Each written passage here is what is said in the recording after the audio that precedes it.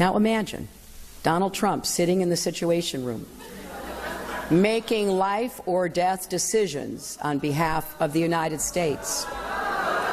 Imagine him deciding whether to send your spouses or children into battle. Imagine if he had not just his Twitter account at his disposal when he's angry, but America's entire arsenal. Do we want him making those calls? Someone thin-skinned and quick to anger who lashes out at the smallest criticism. Do we want his finger anywhere near the button? What happens to the moral example we set for the world and for our own children if our president engages in bigotry? And by the way, Mr. Trump, every time you insult American Muslims or Mexican immigrants, remember that plenty of Muslims and immigrants serve and fight in our armed forces. It also matters when he makes fun of people with disabilities, calls women pigs, proposes banning an entire religion from our country, or plays coy with white supremacists.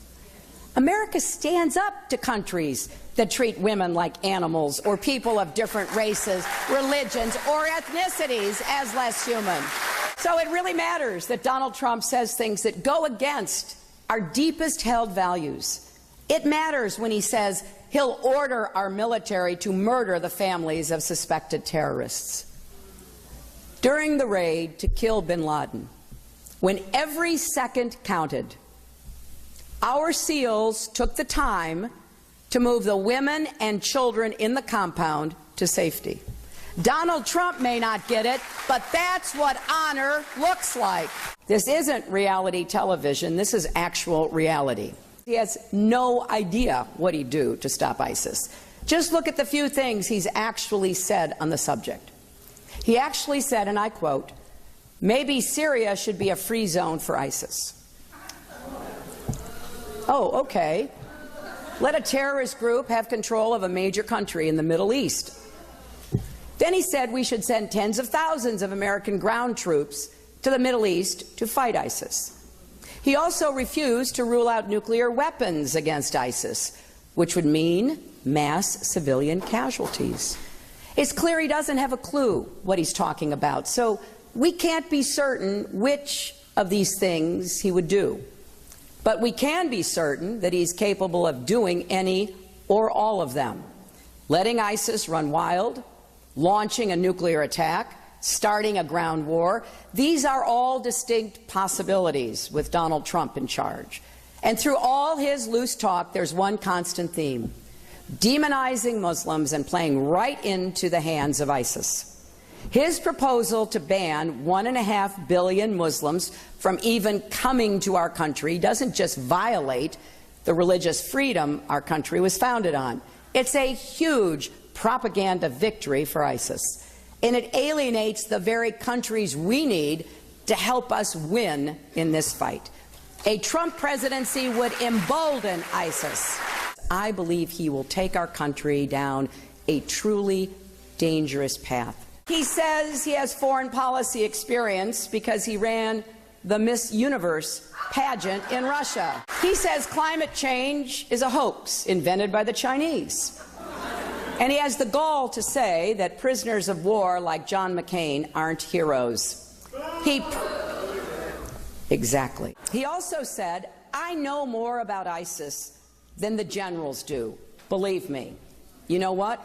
I don't believe him. He has said that he would order our military to carry out torture and the murder of civilians who are related to suspected terrorists, even though those are war crimes. He says he doesn't have to listen to our generals or admirals, our ambassadors and other high officials, because he has, quote, "a very good brain." We cannot put the security of our children and grandchildren in Donald Trump's hands. We cannot let him roll the dice with America. This is a man who said that more countries should have nuclear weapons, including Saudi Arabia. This is someone who has threatened to abandon our allies in NATO, the countries that work with us to root out terrorists abroad before they strike us at home.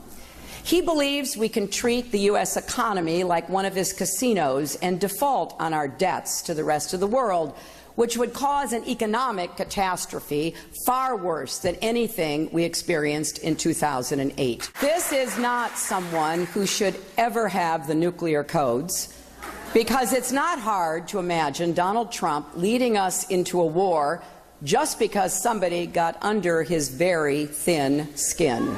He is not just unprepared. He is temperamentally unfit to hold an office that requires knowledge, stability, and immense responsibility. Donald Trump's ideas aren't just different. They are dangerously incoherent. They're not even really ideas, just a series of bizarre rants, personal feuds, and outright lies. And like many across our country and around the world, I believe the person the Republicans have nominated for president cannot do the job. Lying, crooked Hillary. Love to say. Because she is a liar. She made up my foreign policy. Donald Trump is going to do this. I said, I never said that. Then Donald Trump is going to do that. And a friend of mine was in the room and said, you never said you're going to do that. I said, that's right. She makes it up. And crooked Hillary said, oh, Donald Trump, his finger on the button. I'm the one that didn't want to go into Iraq, folks. And she's the one that stupidly raised her hand to go into Iraq and destabilize the entire Middle East. We don't win anymore. We're going to start winning. We're going to win with our military. We're going to knock the hell out of ISIS. We have no choice. We're going to knock the hell out of them. Crooked Hillary said, we will always stand by our partners. We will never leave. We will stand by our partners. We never, ever will leave. These are great allies. She said, China is jealous of us. And she said, who else is jealous? She said, oh, China and Russia are jealous of our relationships. They're not jealous. They think we're stupid. We give them free defense. And remember I said I was a counterpuncher? I am. After what she said about me today in her phony speech, that was a phony speech. That was a Donald Trump hit job. I will say this, Hillary Clinton has to go to jail, okay? She has to go to jail. Has to go.